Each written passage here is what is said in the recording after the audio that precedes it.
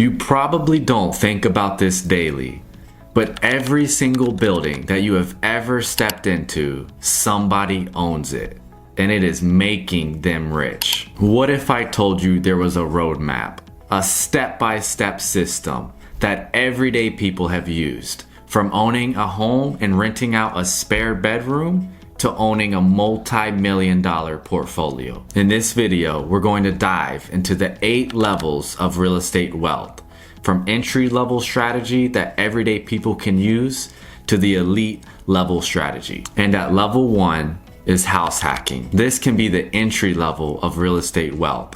You own and live in part of the home and rent out the other. Maybe it's a duplex, a finished basement, or even a spare bedroom. This isn't as glamorous, but it is definitely real leverage. You start living for free, and from there, everything changes. This can get you into level 2, which is the entry level landlording. You buy a property, maybe a single family or even a duplex. You rent it out to real tenants. From there, they're paying your mortgage and maybe even a little extra for cash flow. You are now building equity, and this can help get you to level 3, which is the short-term rentals.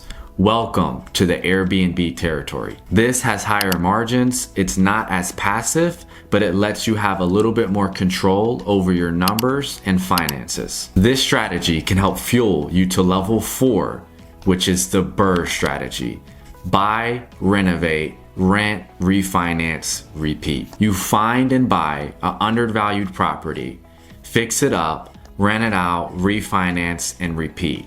This can help get instant equity. It's not as easy to find, but it is definitely a great strategy. From there, you can go to level 5.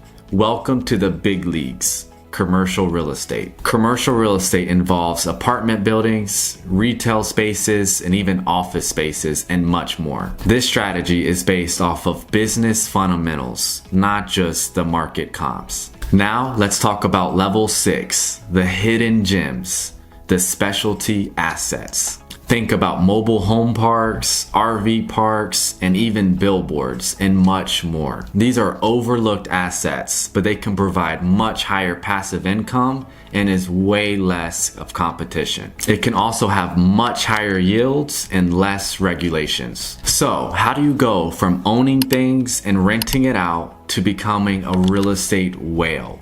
And that is raising capital and developing. At this point, you're not just using your own money, but now you're leveraging other people's money.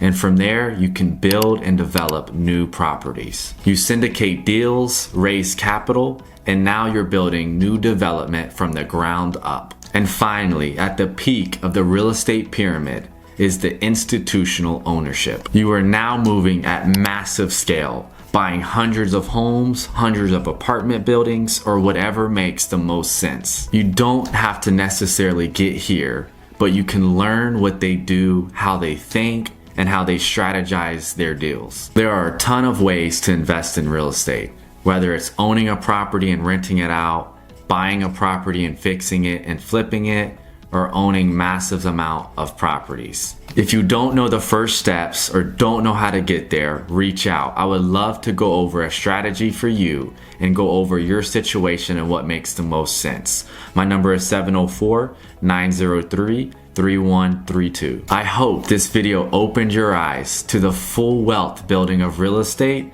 and how to begin building financial freedom. If you found this video helpful, leave a like, a comment, and subscribe. And thank you so much for watching.